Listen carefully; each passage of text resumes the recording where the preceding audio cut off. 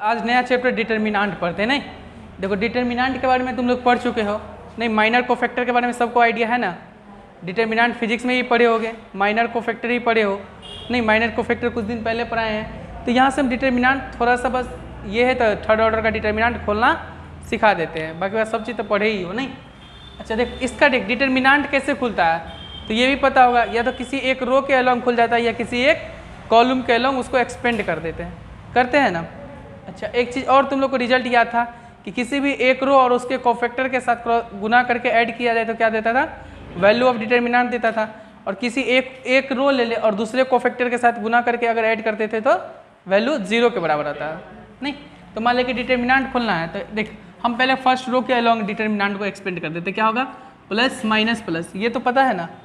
नहीं उसके बाद सबका माइनर ले लेते थे तो क्या होगा देख 2 इंटू क्या होगा 2 इंटू फर्स्ट रो के और फर्स्ट कॉलम, यानी इसके लिए तो ये रो ये कॉलम छोड़ देंगे तो क्या बचा 1 इंटू 1 क्या होगा माइनस का 1 और ये माइनस का 10, फिर क्या होगा माइनस का 3, फिर क्या होगा माइनस का 3, तो ये कॉलम और ये रो छोड़ दिए तो -2 इंटू -1 क्या होगा 2 और -12, फिर प्लस 0 इंटू कुछ भी 0 ही होगा।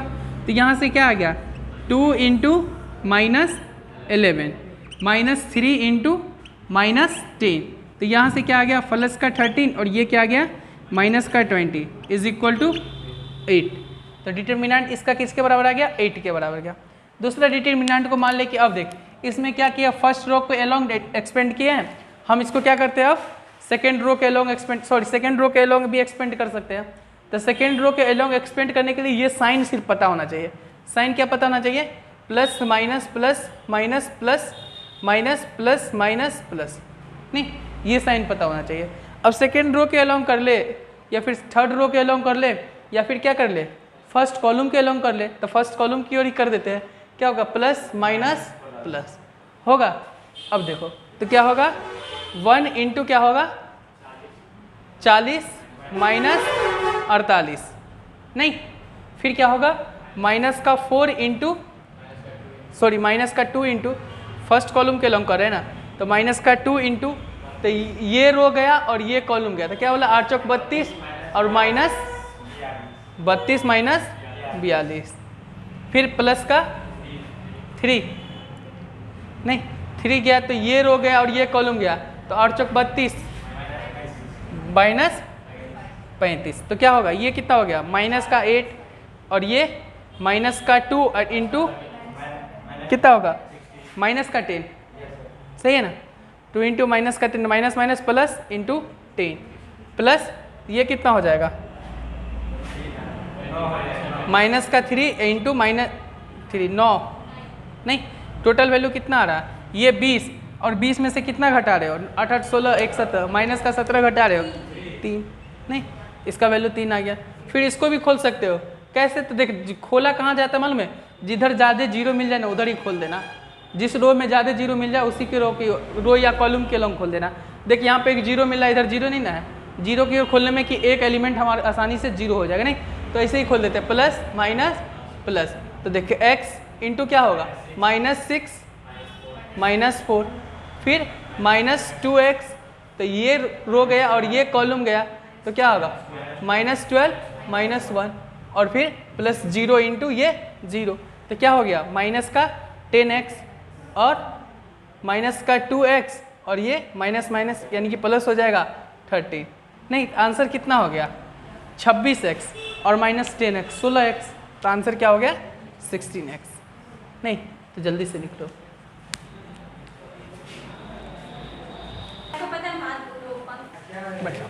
देखो ये प्रॉपर्टीज ऑफ डिटर्मिनेंट पढ़ते हैं, नहीं तो प्रॉपर्टीज ऑफ डिटर्मिनेंट पढ़ने से पहले नहीं ये क्वेश्चन कर लेते हैं, उसके बाद प्रॉपर्टीज ऑफ डिटर्मिनेंट पे आएंगे। नहीं तो ये क्वेश्चन करते हैं, इस क्वेश्चन में कुछ नया सीखना है इसलिए ये क्वेश्चन को पहले करते हैं। तो देखो हम क्या करते हैं डिटर्मिनेंट को किसी रो या किसी कॉलम की ओर एक्सपेंड कर देते हैं। नहीं तो देखो ये क्या बोला डिटर्मिनेंट ऑफ इतना किसके बराबर दिया हुआ 0 के बराबर दिया, तो हमसे क्या पूछ रहा है कि फाइंड द वैल्यू ऑफ के का वैल्यू पूछ रहा है। तो डिटर्मिनेंट को खोल देते हैं प्लस माइनस प्लस, खोल दिए। अब देखो तो क्या आएगा k+3 क्या आएगा k+3 इंटू -6 माइनस माइनस +3 होगा।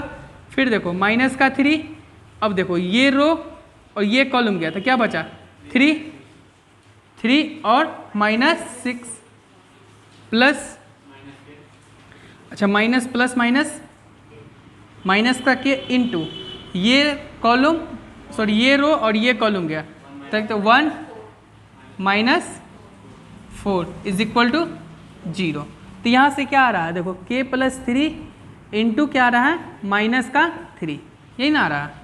और फिर देखो माइनस का 3 और माइनस का 3 तो प्लस का 9 नहीं, तो देखो क्या गया k + 3 इंटू -3। अब देखो इधर से क्या आ रहा है 9, क्या आ रहा है 9, और फिर इधर क्या आएगा माइनस का 3 के, क्या आ रहा है माइनस का 3 के, तो माइनस का 3 के इक्वल टू 0। तो देखो यहाँ से क्या आ रहा है माइनस का 3 के, अच्छा माइनस माइनस ये प्लस का 3 के, नहीं तो यहाँ पे क्या आएगा माइनस का 3 के और प्लस का 3 के कैंसिल हो गया। फिर क्या आया माइनस का 9 और प्लस का 9 कैंसिल हो गया, तो 0 बराबर 0 तो आ रहा है।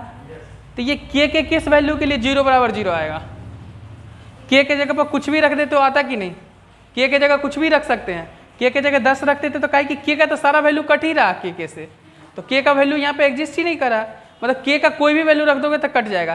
तो क्या होगा के बिलोंग्स टू सारा रियल नंबर, क्या होगा के बिलोंग्स टू सारा रियल नंबर, चाहे के का कोई भी वैल्यू रहे, ये डिटर्मिनेंट हमेशा क्या होगा 0 के बराबर आएगा। किस कब आएगा 0 के बराबर आएगा, क्या कि तुम के जगह एक बार 3 रखो, क्या कि के और के का कोई योगदान नहीं ना है, के तो कैंसिल हो रहा है ना, तो ये डिटर्मिनेंट हमेशा किसके बराबर आएगा 0 के बराबर, समझे। तो के का सारा वैल्यू होगा तो के बिलोंग्स टू रियल नंबर। अच्छा अब देखो प्रॉपर्टीज ऑफ डिटर्मिनेंट में फर्स्ट प्रॉपर्टी पढ़ते हैं। फर्स्ट प्रॉपर्टी क्या बोल रहा है कि value of determinant remain same if row और कॉलम आर इंटरचेंज, यानी कि रो और कॉलम को अगर इंटरचेंज कर देंगे तो वैल्यू ऑफ डिटर्मिनेंट क्या रहेगा सेम रहेगा। कहने का मतलब कि कोई डिटर्मिनेंट मेरे पास मान ले कि क्या है a1 b1 c1 a2 b2 c2 a3 b3 c3, तो किसी भी एक रो यानी क्या बोला value of determinant remain same row और कॉलम आर इंटरचेंज, मतलब first row first column, second row second column, third row third column बना दे, तो जो नया डिटर्मिनेंट आएगा d डैश, यानी कि देख फर्स्ट रो फर्स्ट कॉलम बन जाए a1 b1 c1 a2 second row second column बन जाए c2, हाँ सही है a3 b3 c3, तो फर्स्ट रो फर्स्ट कॉलम बन गया, सेकेंड रो सेकेंड कॉलम बन गया, थर्ड रो थर्ड कॉलम बन गया। तो ये जो नया डिटर्मिनेंट आएगा ना यही डिटर्मिनेंट के बराबर होगा, किसके बराबर होगा यही डिटर्मिनेंट के बराबर होगा, यानी कि रो और कॉलम को अगर इंटरचेंज कर दिया जाए तो वैल्यू ऑफ डिटर्मिनेंट पे कोई फर्क नहीं पड़ेगा। और एक तरीका से ये भी तो लोग देख सकते हो कि डिटर्मिनेंट ऑफ, यानी कि देख मान ले कि कोई वैल्यू, देख ये प्रॉपर्टी पढ़े ना ए ट्रांसपोज का डिटर्मिनेंट किसके बराबर होता है डिटर्मिनेंट ऑफ ए के बराबर होता है, डिटर्मिनेंट ऑफ ए के बराबर होता है। तो यही तो है डिटर्मिनेंट ऑफ ए ट्रांसपोज, मान लीजिए हर का क्या किए हम ट्रांसपोज किए, तो ट्रांसपोज करने से वैल्यू ऑफ डिटर्मिनेंट पे कोई फर्क नहीं पड़ता है। तो प्रॉपर्टी 1 क्या कहता है कि रो और कॉलम को अगर इंटरचेंज कर दिया जाए तो वैल्यू ऑफ डिटर्मिनेंट हमेशा क्या होता है सेम ही रहता है, नहीं तो इसको नोट करो। फिर प्रॉपर्टी 2 पे आते हैं।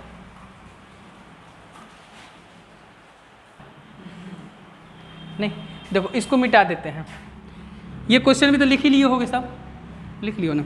अब देखो प्रॉपर्टी 2 आते, फिर प्रॉपर्टी 3, नहीं सब आसान प्रॉपर्टी, ऐसे याद वाद मत करना, जब क्वेश्चन बनाओगे ना खुद समझ में आ जाएगा, खुद ब खुद समझ में आ जाएगा, समझे। तो याद वाद मत करना, 1 से 2 बार पढ़ लेना, समझ में आ ही जाएगा। देख दूसरा प्रॉपर्टी क्या कर रहा है कि इफ़ एनी 2 रो और column are interchange then value of determinant change by sign.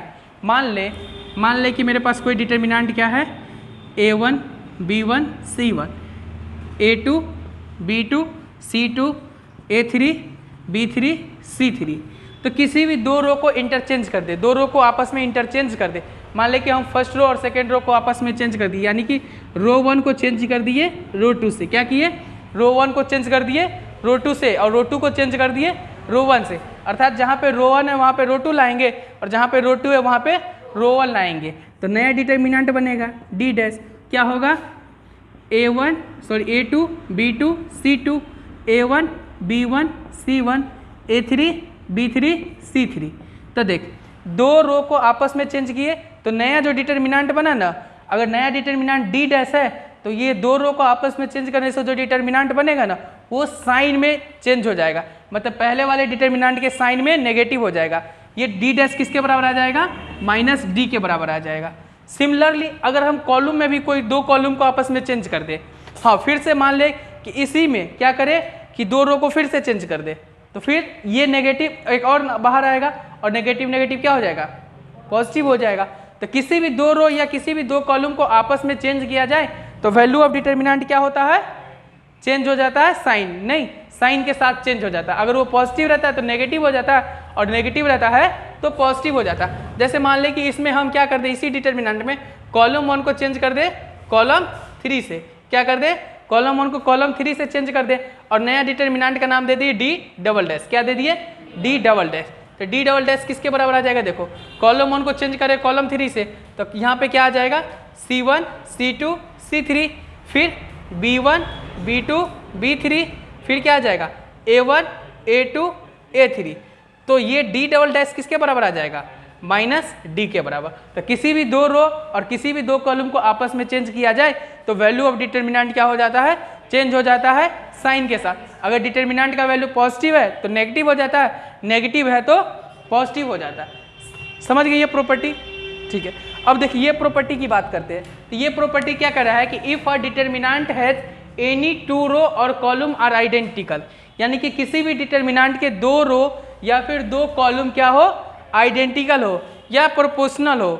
Identical मतलब एक जैसा, आइडेंटिकल मतलब एक जैसा, प्रोपोर्शनल मतलब कोई नंबर से उसमें गुना हुआ हो, कोई नंबर से उसमें गुना हुआ हो, उसका वैल्यू किसके बराबर आता है? 0 के बराबर आता है। जैसे एग्जाम्पल ले लेते हैं, मान लेते हैं कि मान ले कि D जो है मेरे पास कोई डिटर्मिनेंट है A1 A2 A3 B1 B2 B3 और A1 A2 A3। इसका दो रो आइडेंटिकल है, इसका वैल्यू क्या होगा? 0। नहीं, मान ले कि क्या दे दे A1 B1 A1 B1 C1 A2 B2 C2 A1 B1 C1। इसका दो कॉलम आइडेंटिकल है, वैल्यू क्या होगा? 0। और देख एक और अच्छा एग्जांपल लेते हैं, और एग्जांपल ले लेते हैं। मान ले कि कोई मेरा डिटर्मिनेंट D है, जो देख D D D D D, मान ले कि ये दोनों एग्जांपल समझ गए ना, इसी में हम कहीं पे ले ले, इसको कट कर दे। मान ले कि ये D जो रहता मेरा, मान ले कि क्या रहता है K A1 K B1 K C1। तो हम डिटर्मिनेंट के प्रॉपर्टी से क्या जानते हैं कि डिटर्मिनेंट के किसी भी एक रो या किसी भी एक कॉलम से कोई नंबर कॉमन ले लेते हैं। तो फर्स्ट रो देख, सॉरी फर्स्ट कॉलम क्या है? प्रोपोर्शनल है ना थर्ड कॉलम के? फर्स्ट कॉलम क्या है? प्रोपोर्शनल है थर्ड कॉलम से, यानी कि फर्स्ट कॉलम का हर एलिमेंट में क्या हुआ है? थर्ड कॉलम के एलिमेंट में K से गुना हो गया है, यानी कि फर्स्ट कॉलम के एलिमेंट में अगर K से गुना कर देंगे तो किसके बराबर आ जाएगा? थर्ड कॉलम के बराबर आ जाएगा। तो हम जानते हैं कि डिटर्मिनेंट में किसी भी एक रो या किसी भी एक कॉलम से कोई एक नंबर कॉमन ले सकते हैं। तो मान ले कि थर्ड कॉलम से K कॉमन ले लिए, तो फिर क्या हुआ? फर्स्ट कॉलम और थर्ड कॉलम क्या हो गया? आइडेंटिकल। तो वैल्यू ऑफ डिटर्मिनेंट क्या होगा? 0 होगा। तो प्रोपोर्शनल का मतलब यही हुआ। समझ में आ गया? तो इस दोनों को नोट कर ले। एग्जाम्पल स्टार डबल स्टार, नहीं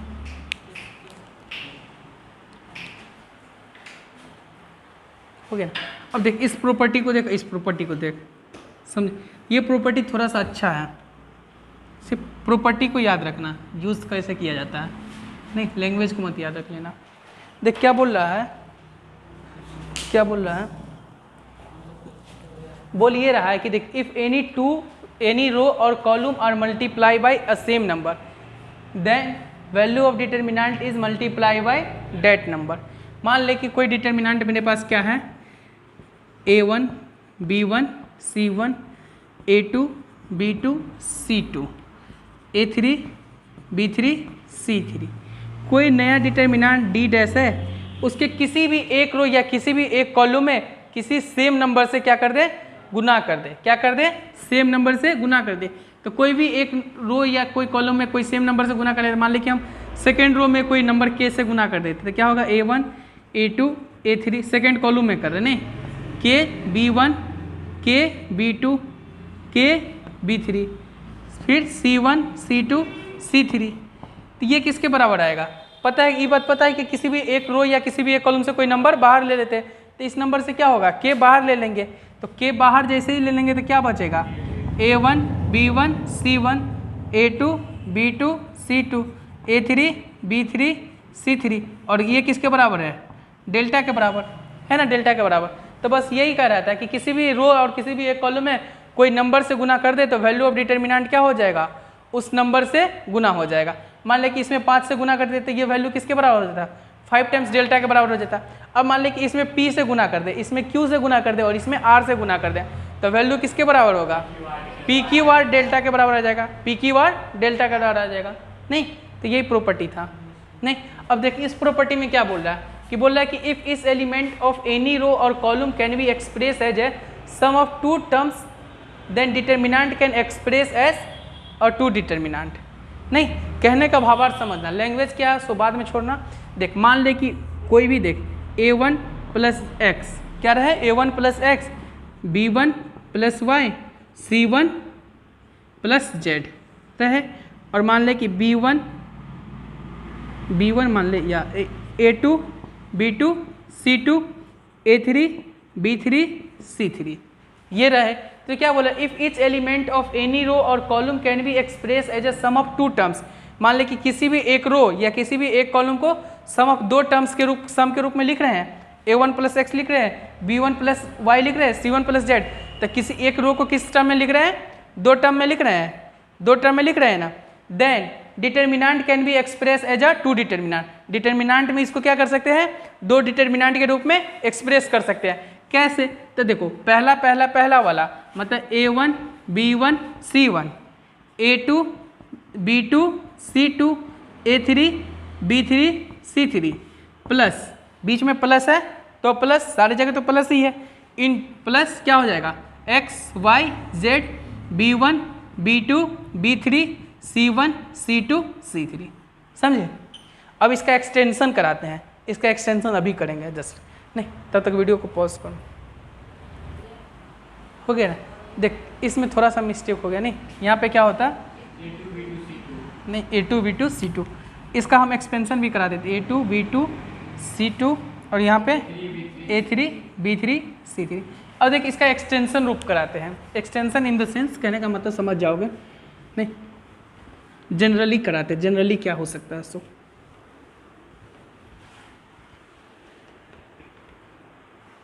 देख इसका जनरल रूप हम कराते हैं। मान ले कि क्या कोई नंबर डिटर्मिनेंट ले लेते, क्या ले लेते हैं कि देख A1 plus x B1 plus Y, नहीं फिर C1 प्लस जेड ले लिए। अच्छा फिर क्या ले लेंगे A2 प्लस P, नहीं B2 प्लस Q और B3 प्लस R ले लिए। अब ले लेते क्या मालूम है A3 plus W B3 U V W ले लेते, नहीं U V और C3 प्लस W। तो इसका एक्सटेंशन रूप लोगे, तो इसमें कितना डिटर्मिनेंट खुलेगा ये सोचो। नहीं कितना खुलेगा पता नहीं, नहीं पता नहीं, खोल के दिखाते हैं। 8 खुलेगा। कैसे 8 खुलेगा सो दिखाते हैं। देख हम क्या जानते हैं कि देख यहाँ से क्या सीखे कि किसी भी एक रो में मान ले कि जोड़ी एलिमेंट रहेगा तो पहले वाले रो को खोले, फिर दो को सिमिलर रखे कि नहीं, सिमिलरली वहाँ पे भी खोलते। रुको देखो कैसे,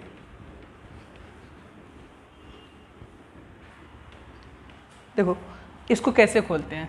तो देख पहले वाले रो को खोलते हैं, नहीं पहले वाले रो में कैसे खोलेंगे। तो देख A1 B1 C1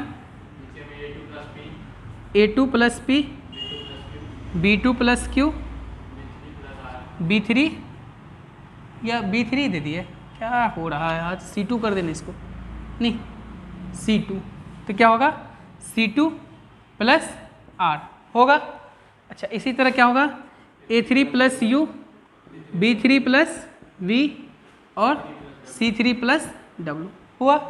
अच्छा फिर अगली पार्ट को हम यहाँ पे खोल रहे हैं, बीच में क्या आएगा प्लस दे ही देते, नहीं छोड़ काला टेंशन उतना लोग उतना दूर खोलोगे।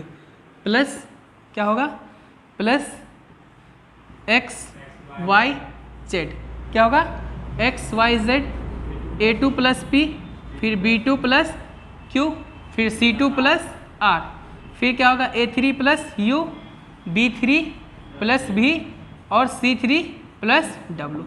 समझे यहाँ तक? अच्छा अब देखो ये फिर से कितने में खुलेगा, 2 में इसको खोल सकते हैं, सेकेंड रो के एलॉन्ग खोल सकते हैं ना, सेकेंड रो के एलॉन्ग, इसको सेकेंड रो को एलॉन्ग खोलते हैं। तो देख सेकेंड रो के एलॉन्ग खोलेंगे तो क्या होगा, देख A1 B1 C1, अब A2 B2 C2 और फिर क्या आएगा A3 plus U, B3 plus V और C3 प्लस W होगा, प्लस यहाँ पे देखो A1 B1 C1 P Q R, फिर ये और ये रहेगा, लिख ही देते, काहेला कन्फ्यूजन होगा नहीं। A3 प्लस U, फिर क्या होगा B3 प्लस B और C3 प्लस W होगा। फिर देख सिमिलरली ये 2 पार्ट में खुलेगा ना। अब देख यहाँ से भी 2 खुलेगा, यहाँ से भी 2 खुलेगा ना, यहाँ से भी 2 खुलेगा ना रो 3 के अलॉन्ग, फिर यहाँ से भी 2 खुलेगा। अच्छा यहाँ से भी रो 3 के अलॉन्ग 2 खुलेगा ना, खोल लोगे ना, यहाँ से भी रो 3 के अलॉन्ग 2 खुलेगा। तो टोटल यहाँ से कितने डिटर्मिनेंट हम खोल सकते थे, 8 डिटर्मिनेंट खोलिए, समझ गए ना। पहले एक रो के अलॉन्ग खोले, फिर एक रो के अलॉन्ग 2 खुला, फिर दूसरे रो के अलॉन्ग क्या किए, दूसरे रो के अलॉन्ग खोले, तो देख इससे 2 खुला और इससे 2 खुला, टोटल कितना खुला 4 खुला। अच्छा अब फिर क्या किए, तीसरे रो के अलॉन्ग खोले, तो तीसरे रो के अलॉन्ग खेले तो इससे 2 खुलेगा, इससे 2 खुलेगा, फिर इससे 2 खुलेगा और इससे 2 खुलेगा, टोटल कितना खुलेगा 8 खुलेगा ना, 8। तो लिख लो इसको,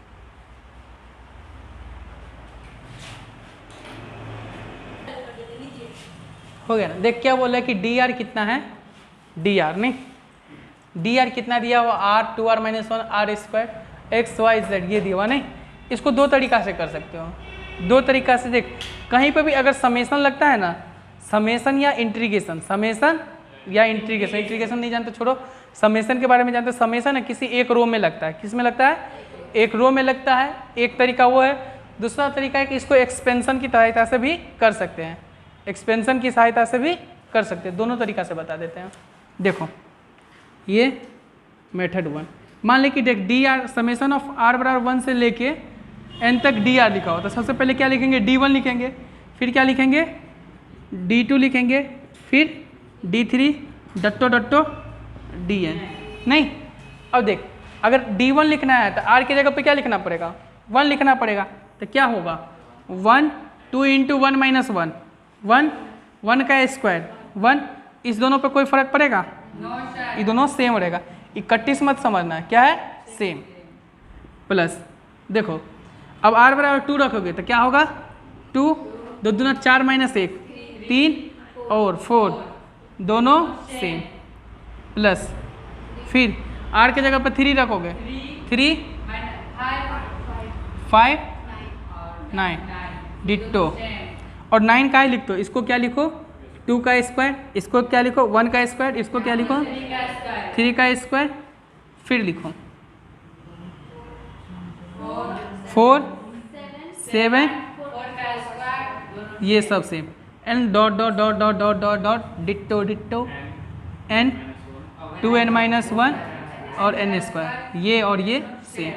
अब देखो अगर हम इस दोनों डिटर्मिनेंट को जोड़ेंगे, इस दोनों डिटर्मिनेंट को जोड़ भी तो सकते हैं, तो जुड़ेगा कैसे, एक रो या एक कॉलम के लॉन्ग जुड़ता है, तो 1 के साथ क्या जुटेगा 2, 1 के साथ 3, 1 का स्क्वायर के साथ 2 का स्क्वायर, बाकी इस दोनों कॉलम पे कोई फर्क पड़ेगा नहीं पड़ेगा, ये दोनों जुट के कोई ना कोई वैल्यू देगा। फिर उसको किसके साथ जोड़ोगे, इसको साथ जोड़ोगे, फिर इसको किसके साथ जोड़ोगे, इसके साथ जोड़ोगे, या फिर एक ये भी तो कर सकते हो कि फर्स्ट रो के सारे एलिमेंट को जोड़, सॉरी फर्स्ट कॉलम के सारे एलिमेंट को जोड़ दो, ऐसा भी तो कर सकते हैं नहीं। तो समेसन ऑफ डी आर क्या आ जाएगा, डी आर आ जाएगा 1 + 2 + 3 डॉट डॉट डॉट n, फिर 1 + 3 + 5 + 7 डॉट डॉट डॉट 2n - 1, फिर 1 का स्क्वायर, 2 का स्क्वायर, 3 का square, dot dot dot n का स्क्वायर, नहीं? अच्छा, अब इधर क्या आएगा देखो, x y z, ये क्या है n इंटू एन प्लस 1/2, और ये क्या है n स्क्वायर, ये क्या है n into n plus 1 into 2n plus 1 upon 6। देखो ये AP लिखा हुआ है, ये AP लिखा हुआ है ना, क्या अबे सब में कैसे एक्स वाई जेड? अभी जो खोले थे a1 प्लस एक्स को, तो b1 में कोई चेंज किए थे?